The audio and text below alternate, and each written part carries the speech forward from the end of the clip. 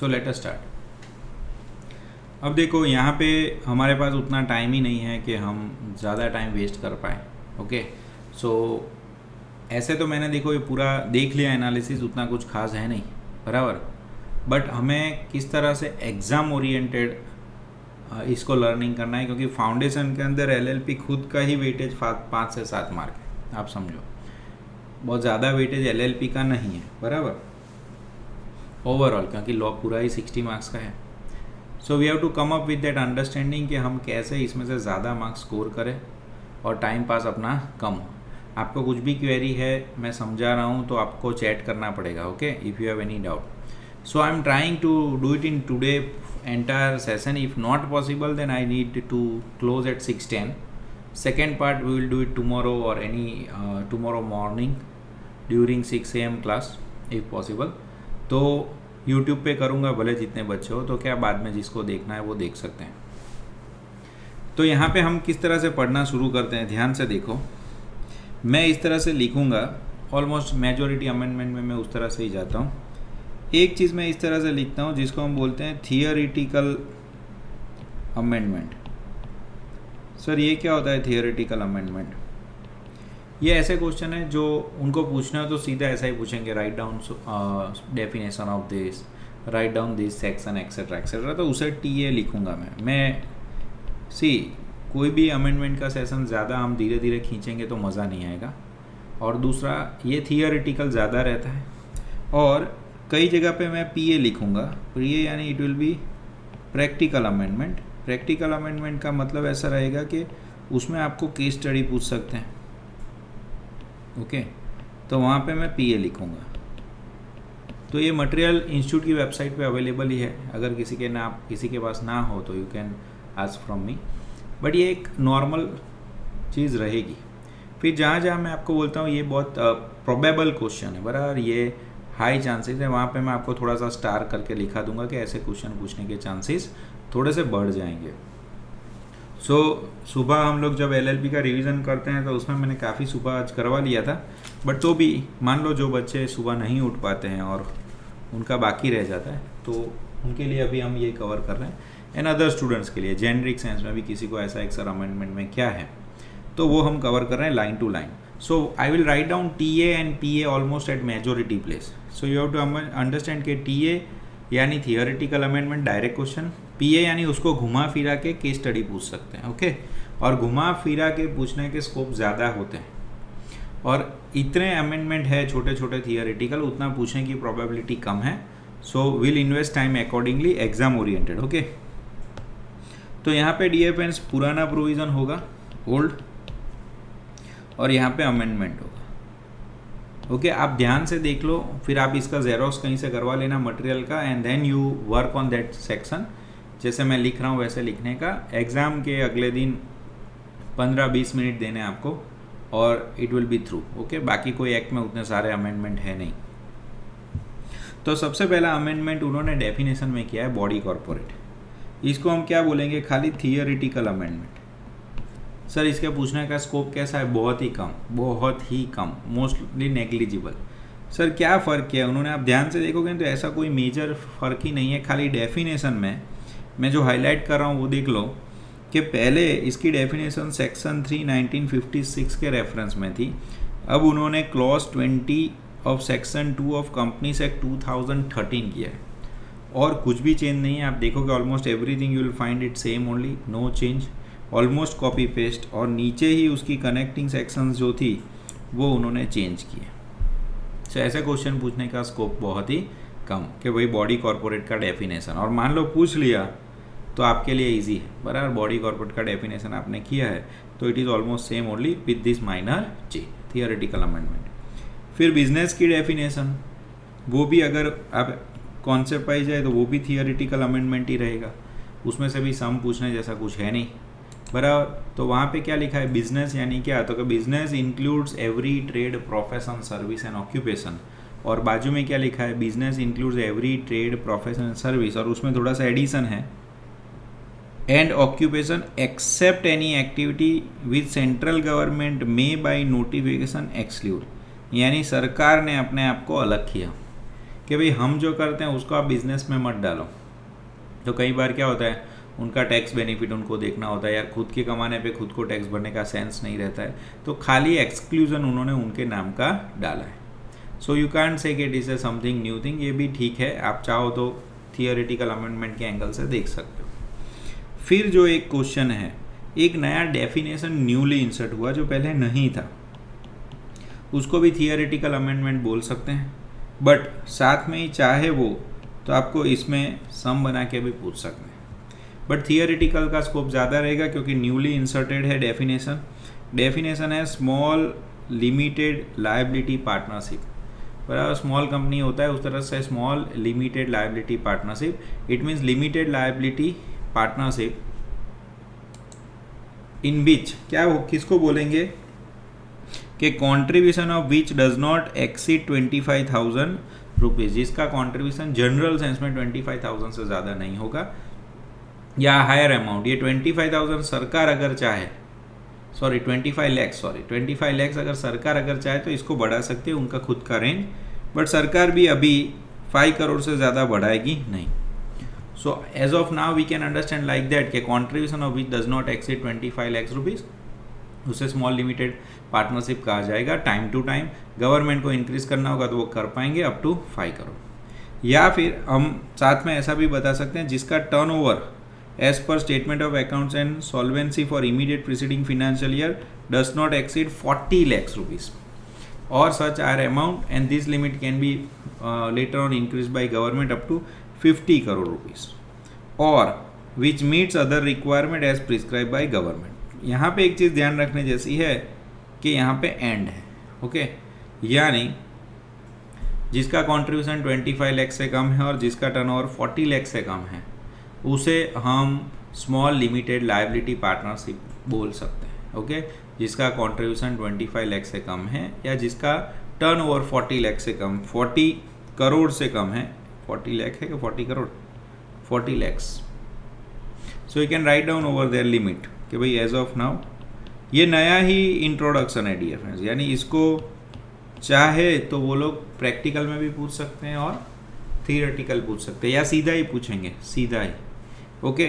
2 mark में सीधा ही पूछेंगे कि भाई write down the definition of small limited liability partnership, they can ask directly.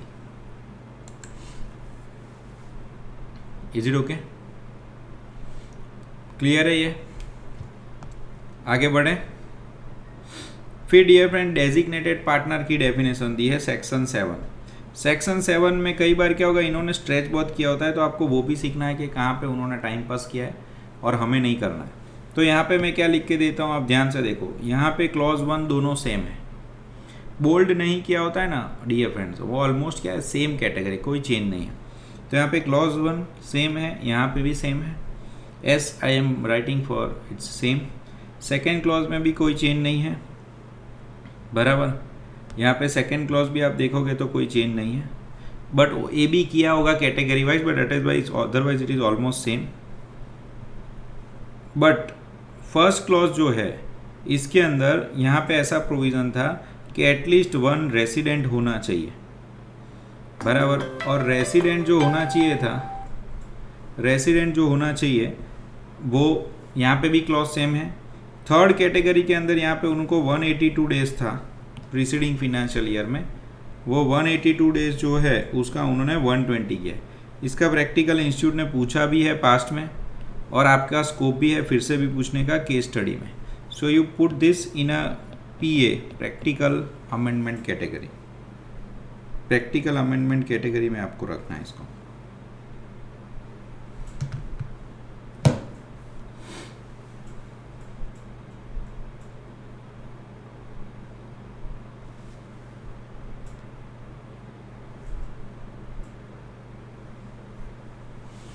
ठीक है, ये शीट आपके पास अगर नहीं होगी तो जब आपके पास आ जाए तब इसको एक बार फास्ट ट्रैक देख लेना, ओके। फिर डियर फ्रेंड्स दूसरे इसके अंदर ऑलमोस्ट सेम प्रोविज़न है, खाली यहाँ पे उन्होंने जो ये छोटे छोटे पॉइंट्स ऐड किए हैं, उन्होंने खाली ऐसा बोला है कि आपने जो रजिस्ट्रेशन के लिए इनकॉर्पोरेशन डॉक्यूमेंट दिए हैं वो सब ट्रू एंड फेयर होने चाहिए, परफेक्ट होने चाहिए, उसमें जिन्होंने साइन किए है वो सब डेजिग्नेटेड पार्टनर होने चाहिए, अदर पार्टनर्स का इंफॉर्मेशन होना चाहिए, उनका एड्रेस बराबर होना चाहिए, उसके अंदर कोई गलती हुई है तो वो खुद जिम्मेदार रहेंगे। ऐसे एड ऑन पॉइंट्स किए हैं, बट ये आप एक बार पढ़ोगे तो आपको इसमें कुछ नया नहीं मिलेगा। डेट ऑफ ज्वाइनिंग से उनकी रिस्पॉन्सिबिलिटी रहेगी, इंडिविजुअल होंगे तो उनकी जिम्मेदारी, डेजिग्नेटेड होंगे तो उनकी जिम्मेदारी, डेट जिस तरह से होगा उस दिन से उनका एप्लीकेबिलिटी रहेगा। ये तो ऑब्वियसली हम जो पार्टनरशिप एक्ट में पढ़ के आए थे वही है। और एक लास्ट पॉइंट छठा ऐसा है कि every designated partner should obtain designated partners identification number DPIN from central government and provision of 153 to 159 will be applicable. तो ये उन्होंने थोड़ी एडिशनल कंडीशंस रखी है। सर ये कैसे पूछ सकते हैं? सी जनरली इतना बड़ा आंसर सेक्शन 7 का पूछने का स्कोप डिफ़िकल्ट है, but as I said 120 days वाला आपको घुमा फिरा के केस स्टडी के एंगल से पूछ सकते हैं। जैसा एक अटैम्प्ट पहले उन्होंने पूछ ही लिया था एग्जाम में, so they can repeat if they want with some deviation in question. फिर डियर फ्रेंड्स हम जाते हैं नेक्स्ट में सेक्शन 13। सेक्शन 13 में यहाँ पे सब क्लॉज 1 जो है वो सेम है, ओके, एवरी LLP के लिए registered office of LLP and change therein. Registered office में क्या चेंज, तो पहले में कोई आपको चेंज नहीं मिलेगा, सेकेंड में भी कोई चेंज नहीं है, ये खाली ऊपर नीचे है। आप देखोगे तो आपको कोई ऐसा मेजर चेंज मिलेगा नहीं, so it is same. Third के अंदर भी कुछ चेंज नहीं है, इट इज़ सेम। फोर्थ के अंदर थोड़ा ज़्यादा मेजर चेंज है, and this you can expect in your this exam, बराबर, नवंबर 22 एंड ऑनवर्ड्स, बराबर। अगर कोई इंटेलिजेंट पेपर सेटर है और उसको ऐसा लगा कि ये ऐसा क्वेश्चन घुमा के पूछते हैं, so this is probable question in your exam. Remember LLP में से एक ही क्वेश्चन आने वाला है, एक ही केस स्टडी आएगा, एक डायरेक्ट क्वेश्चन आता है, जनरली ट्रेंड ऐसा है। तो आप ऐसा मत समझोगे 15-16 पेज है तो सब पूछ लेंगे उसमें से, नहीं, ये पूरे 16 पेज में से you should not expect anything more than 5 to 7 marks, higher side. नसीब खराब होगा तो इसमें से कुछ भी नहीं पूछेंगे, बराबर, ऐसा भी ज़रूर नहीं पूछेंगे, बट जनरली वो लोग पूछते हैं क्योंकि उनको ऐसा होता ही है कि भाई CA के स्टूडेंट अपडेटेड मटेरियल पढ़ रहे हैं कि नहीं। तो यहाँ पे क्या था, पहले अगर आपने एड्रेस चेंज और वो सब प्रोविज़न ठीक से फॉलो नहीं किए तो पनिशेबल फाइन है 2000 विच में extend to 25,000 which is now not there. अभी उनका जो नया प्रोविज़न है वो ऐसा है कि if any default in making complying और रिक्वायरमेंट ऑफ दिस सेक्शन, यानी आपने एड्रेस चेंज किया, बताया नहीं सर रजिस्ट्रार को, बराबर, कम्युनिकेशन एड्रेस चेंज किया, पोस्ट एड्रेस चेंज किया और आपने बताया नहीं, तो क्या फ़ाइन लगा सकते हैं? If any default is making in complying with the registration requirements of the section, the limited liability partnership and every partner, दोनों LLP भी और पार्टनर भी, every partner shall be liable for a penalty of 500 rupees for each day, यानी 2000 की जगह 500 rupees per day में चले गए, during which the default continues, यानी आपने अगर डिफ़ॉल्ट कंटिन्यू रखा, subject to maximum of 50,000 rupees, but maximum cap उन्होंने 50,000 रखा है for LLP and every partner, यानी डियर फ्रेंड्स LLP को तो पे करना है और एवरी पार्टनर को भी पे करना है। सर 500 रुपये कहाँ से गिनने के? तो जब आपको ये पर्टिकुलर कैलकुलेशन करना शुरू करते हैं कोई भी चीज़ का, तो आपको एक रिस्पेक्टिव डेज में, 10 डेज में, 15 डेज में, 20 डेज में ये इन्फॉर्मेशन आपको गवर्नमेंट को देनी है। अगर ये आप रिस्पेक्टिव डेज में इन्फॉर्मेशन नहीं देते हो और वो डेडलाइन जो आपकी ख़त्म होती है उसके बाद आपने जितना डिले किया पर डे 500 रुपये। अब इसको है ना प्रैक्टिकल में कन्वर्ट करते हैं, तो ये चीज़ आपको स्क्रीनशॉट लेनी हो तो ले लेना, आपके पास नोटबुक हो तो लिख लेना कि से फॉर एग्जांपल आपका रजिस्ट्रार के पास जो कम्युनिकेशन करना था उसका लास्ट डेट था 1/10 और आप भूल गए और आपने 1/12 को रजिस्ट्रार को इन्फॉर्म किया है अबाउट एड्रेस चेंज, ये दिस इज़ फर्स्ट ऑप्शन। इसका मतलब आपने कितना डिले किया तो कि 60 डेज, पर डे 500 रुपये के हिसाब से 30,000 आपको पेएबल आएंगे या फिर मैक्सिमम 50,000 आपको पेएबल आएंगे। इन दोनों केस में से which ever is lower is your answer, which ever is lower, यानी 30,000 विल बी योर आंसर। और मान लो आपने बहुत ज़्यादा डिले कर दिया, 110 को करना था और आपने 110/2023 को किया, एक साल बाद, तो 365 days into 500, that is 180/500 versus maximum 50,000, तो विचर इज लोअर, यानी 50,000 रुपये होंगे by LLP and partners and each partner and every partner, LLP as well as every partner will be liable. Okay, इसका स्क्रीनशॉट जिनको लेना है वो ले लो और उसके बाद चैट बॉक्स में डन लिखो। सो आई विल गो एड जैसे ही हो जाता है।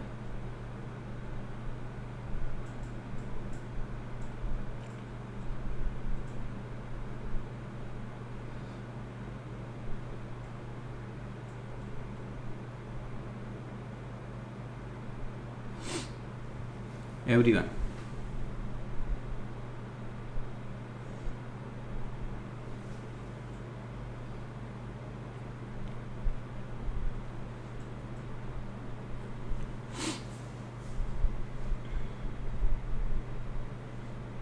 ओके चलो, मैं जो स्टूडेंट ने बोल दिया है, अब आगे बढ़ जाते हैं।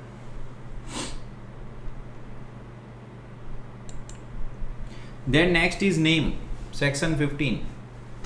इसमें भी आप ध्यान से देखोगे तो first part is same, second part is आमने सामने 1 and 1 is almost same, there is no major change. Second के अंदर उन्होंने माइनर चेंज किया है, जिसमें यहाँ पे उन्होंने कवर किया था, यहाँ पे भी आप लिख सकते हो। अगर आइडेंटिकल नाम आपने रखा है तो यहाँ पे था any other partnership firm, LLP, body corporate, registered trademark and applied trademark. यहाँ पे 5 पॉइंट्स है डियर, दिस वेर 5 पॉइंट्स, बराबर। उसकी जगह यहाँ पे उन्होंने कर दिया है खाली 3 पॉइंट। सबसे पहले पार्टनरशिप फॉर्म निकाल दिया है उन्होंने, प्रैक्टिकल अमेंडमेंट हो सकता है ये। वहाँ पे उन्होंने लिख दिया है LLP, दूसरे नंबर पे उन्होंने लिख दिया है कंपनी, और तीसरे नंबर पे लिख दिया है रजिस्टर्ड ट्रेडमार्क। जिसने रजिस्टर्ड ट्रेडमार्क लिया है वो नाम आपको नहीं मिलेगा। So we can say there is shifting from 5 to 3 items, that is amendment over here. यानी कई बार ऐसा पूछ ले कि भाई पुराने पार्टनरशिप फर्म थी, उन्होंने अपने जैसा ही नाम रखा है, तो ये है वो है, ये प्रोविज़न एप्लीकेबल होगा, तो उसके लिए ये प्रोविज़न एप्लीकेबल नहीं होगा, बराबर। As such dear friends, partnership rights जो होती है ना, वो स्टेट के पास होती है, सेंट्रलाइज नहीं। ओके, तो यहाँ पे ये भी एक अच्छा पॉइंट है। फिर ये चेंज इन नेम जो कैटेगरी है, इसमें वही चीज़ उन्होंने जो ऊपर डिस्कस किया उसके साथ कनेक्शन में किया है, और यहाँ पे आपको पुराना पढ़ने जैसा है ही नहीं, क्योंकि इसमें मेजर चेंज हो गया है। But it's very theoretical amendment, जिसके पूछने का स्कोप मेरे हिसाब से बहुत ही कम, बहुत ही कम, बराबर। आइडेंटिकल नाम आप मत रखो, वही चीज़ बोला है और कुछ खास नहीं बोला है। सेक्शन 15-16 के हिसाब से name registered by name which is identical और टू नियरली। आप दूसरे लिमिटेड लाइबिलिटी पार्टनरशिप जैसा मत रखो। किसी ने ये ट्रेडमार्क आपको पता होगा ना, TM लिया हो, उसके लिए प्रोप्राइटरी राइट हो, वैसा नाम आप मत रखो, बराबर। अगर वैसा नाम आपने रख लिया है तो वो आपको 2-3 महीने देंगे, they will give you time 3 months, कि भाई फिर इतने टाइम के अंदर आप चेंज कर लो, बराबर। और ट्रेडमार्क यानी क्या होता है, जनरली ऐसा होता है कि आपको कोई नाम यूनिक आपको लगता है तो आपको अप्लाई करना पड़ेगा, और वो लोग 2-3 साल तक उसका चेकिंग ही करते हैं कि भाई ऐसा नाम किसी और के पास तो नहीं है ना। अगर किसी और के पास होगा तो वो आपको नहीं देंगे, वो रजिस्टर्ड आर नहीं देंगे, बराबर। अगर नहीं होगा तो दे देंगे। तो प्रोवाइडेड आपका एप्लीकेशन जो होगा, it is maintainable for period of 3 years, okay. And where limited liability partnership changes its name, अगर आप अपना नाम चेंज करते हो तो आपको it shall within a period of 15 days from such change give notice to registrar. आप नाम चेंज करोगे तो आपको 15 दिन में रजिस्ट्रार को बोलना है, नहीं बोलोगे तो ऊपर वाली वो पेनल्टी लगेगी 500 रुपीज़ वाली, ओके। यानी जब आप चेंज करते हो उसके 15 दिन बाद कैलकुलेट करने का वो penalty, along with the order of central government, and shall carry out necessary changes in certificate of incorporation, and within 30 days of such change certificate of incorporation such limited liability shall change its name in limited liability partnership agreement। इसी तरह से अगर आपने कोई default किया है, if LLP partnership is default in complying any of the provisions जो ऊपर थे ओल्ड में से न्यू करने में, तो वहाँ पे भी क्या होगा, वो आपको एक प्रिस्क्राइब फ़ी बोलेंगे और आपको नया नाम करने के लिए बोल सकते हैं। जैसे आपकी किसी ने कंप्लेन कर दी, ओके, कि सर इन्होंने मेरे जैसा नाम रखा है, आपको तो कोई प्रॉब्लम ही नहीं, तो रजिस्ट्रार बोलेगा आपको कि भाई आप ये पूरा नाम निकालो और नया नाम लो, बराबर। In place of your old name they will issue a fresh certificate information with new name which the limited liability partnership shall use thereafter. Okay, so नाम चेंज के साथ प्रोविजंस हैं। सेक्शन 25 की बात करते हैं, that is registration of changes in partners, that is section 25, registration of changes in partners. यानी अगर आप चेंजेस इन पार्टनरशिप करते हो तो क्या, पहला सेम है, every partner shall inform limited liability partnership of any change in their name और address within a period of 15 days. आप कुछ भी चेंज करते हो 15 दिन में आप रजिस्ट्रार को इन्फॉर्म करो। सेकेंड जो केस है उसमें माइनर चेंज है, बराबर। यहाँ पे नया क्या है, LLP shall where a person becomes or ceases to be partner, कोई पार्टनर नया आता है या छोड़ के चला जाता है, you have to file a notice with registrar within 30 days. नया आदमी ज्वाइन हो उसके 30 डेज में, कोई चला गया उसके 30 डेज में। अगर किसी का नाम एंड एड्रेस चेंज हुआ है तो भी आपको रजिस्ट्रार को 30 डेज में बताना है। नाम एंड एड्रेस और नया पार्टनर ज्वाइन हुआ तो notice file with register under sub section 2, जो ऊपर का पॉइंट था वो भी ऑलमोस्ट सेम है डियर फ्रेंड्स, उसमें कोई चेंज नहीं है। 1, 2, 3 में कोई मेजर चेंज नहीं है। जो चेंज है वो यहाँ पे प्रैक्टिकल अमेंडमेंट है। अगेन उसका सम बना के इंस्टीट्यूट पूछ सकती है कि अगर ये नाम चेंज हुआ, एड्रेस चेंज हुआ और अगर आपने नहीं बोला है रजिस्ट्रार को, तो again fine shall not be less than 2000 but which may extend to 25,000. So lower and higher slab रखा है उन्होंने, बराबर, पनिशेबल। ऐसा LLP को भी पे करना पड़ेगा और पार्टनर को भी पे कर सकते जिसने गड़बड़ की।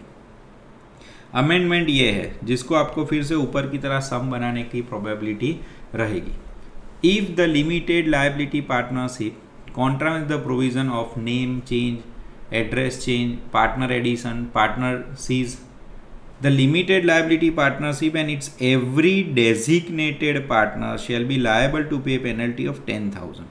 तो यहाँ पे डियर फ्रेंड आ गई है फ्लैट पेनल्टी ऑफ 10,000। तो ये क्वेश्चन पूछ सकते हैं कि अगर पार्टनर ने चेंज किया, नया ऐड हुआ, गया, एड्रेस चेंज हुआ और आपने इन्फॉर्म नहीं किया, तो एक फ्लैट पेनल्टी हो गई 2000 और 25 के बीच की जगह। इसमें क्या होता होगा पता है, रियल लाइफ में ये प्रोविज़न है ना, तो जिन्होंने भी गड़बड़ की होगी ना, तो डिपार्टमेंट वाले जाएंगे, फिर क्या बोलेंगे, सर 25,000 पेनल्टी भरनी पड़ेगी आप। वो बोलेगा सर क्यों 25,000 के, सर आपने ये रूल तोड़ा है ना, आप 25,000 भरो। क्योंकि देखो मिनिमम 2 है, मैक्सिमम 25, तो फिर क्या होगा, तो कंपनी वाले क्या बोलेंगे, अरे सर बैठो चाय वाय पियो, क्या 25,000, 2,000 का भी तो प्रोविज़न है, 2 और 25 के बीच में आप कुछ भी ले सकते हो। तो बोलेगा हाँ तो मैं तो 25 ही लूँगा। फिर आप उनको चाय पिलाते हो मस्त, बराबर, फिर आप उनको कवर में 10,000 रुपये दोगे, तो वो 10,000 रुपये लेने के बाद हो सकता है कि वो 2,000 रुपीज़ ही पेनल्टी आपको लगाए, क्योंकि वो उसकी राइट है, 2 और 25 के बीच में कुछ भी लगा सकते हैं। तो ऑडिट हुआ होगा गवर्नमेंट का, तब ऑडिटर्स ने देखा होगा कि भाई साल में 20,000 बार ये पूरे इंडिया में ये प्रॉब्लम हुआ है और 20,000 बार अपने स्मार्ट ऑफिसर सबसे 2-2 हज़ार लेके ही आए, तो उनको भी हिंट हुई होगी यार ये 2,000 लेके आ रहे हैं और 2 और 25 में से हर बार ये लोग मिनिमम ही ले रहे हैं, यानी डिफरेंस अपनी जेब में डाल रहे होंगे। तो फिर वो प्रोविज़न लोअर और हायर स्लैब की जगह उन्होंने क्या डाल दिया, सीधा फ्लैट 10,000, बराबर, यानी फ्लैट 10,000 ही पे करने के पैनल। वो तो दिखेगा ही आपको सर्वर पे अगर आपने कोई गड़बड़ की है, तो यू हैव टू पे फ्लैट। दूसरा, if the contravention referred in this sub section 1 is made by any partner, अगर किसी पार्टनर ने गड़बड़ की है तो भी उसके लिए क्या पेनल्टी है, 10,000। तो स्लैब की जगह यहाँ पे DFNs वो लोग लेके आ गए फ्लैट 10,000। Is it okay? फिर 6th प्रोविज़न में कोई चेंज नहीं। तो आपको मैं जो बता रहा हूँ वो उतना ही अमेंडमेंट है जो आपको केस स्टडी फॉर्म में घुमा फिरा के पूछ लें तो आपको आइडिया रहे। और मान लो वो पूरा डायरेक्ट क्वेश्चन पूछते हैं थियोरेटिकल अमेंडमेंट कि registration of changes in partners in LLP, तो भी आपको ऐसा समझने का कि अगर ये 4 मार्क का क्वेश्चन है तो ये दो चीज़ के ही आपके 3 मार्क या 2.5 मार्क रहेंगे। Okay, practical difficult but theory possible है। फिर ये फिर unlimited liability in case of fraud, section 30, इसमें क्या अमेंडमेंट है ध्यान से देखते हैं। यहाँ पे again practical amendment is possible, theoretical कुछ खास चेंज नहीं है। ये बुलेट पॉइंट की जगह उन्होंने डिफेंस पैराग्राफ में किया है, कोई एग्जाम मेजर चेंज नहीं है। बराबर, if you want you can read it also, but मैंने पढ़ा है उसमें कोई ऐसा मेजर चेंज नहीं है। यहाँ पे in case of fraud in event of act carried out by LLP और any partners intended to defraud creditors etcetera etcetera, बाजू में आप पढ़ोगे in the event of act carried out by LLP और any other partner with intent to defraud creditor of LLP and any other person, same होगा। So first clause is same. मैं क्यों same लिखवा रहा हूँ, क्योंकि आपने LLP जब पढ़ा होगा तो अननेसेसरी आप वही चीज़ फिर से मत पढ़ो, उसमें कोई मेजर चेंज नहीं है। बराबर, सेकंड के अंदर माइनर चेंज है कि ऑलमोस्ट सेम है, बट यहाँ पे अगर आपने फ्रॉड किया है तो पनिशेबल ऑफेंस है और उसमें इम्प्रिजनमेंट थी 2 साल और फाइन था नॉट लेस देन 50,000 विच में एक्सटेंड टू 5 lakhs। यहाँ पे उन्होंने चेंज किया है कि जेल की जो टर्म थी वो 2 साल की जगह 5 years कर दी है, 2 साल की जगह 5 years कर दिया। यानी ये आपको केस स्टडी बेस्ड क्वेश्चन पूछ सकते हैं, और अगर आपको प्रोविज़न याद है आपको ऐसा लगेगा कि इसमें 2 साल है, क्योंकि जनरली LLP और कंपनीज में हम लोग लिमिट ज़्यादा याद रखते हैं। बराबर, लिमिट्स के चांसेस ज़्यादा रहते हैं, इसीलिए तो we have to understand in that manner. Okay, तो यहाँ पे केस स्टडी,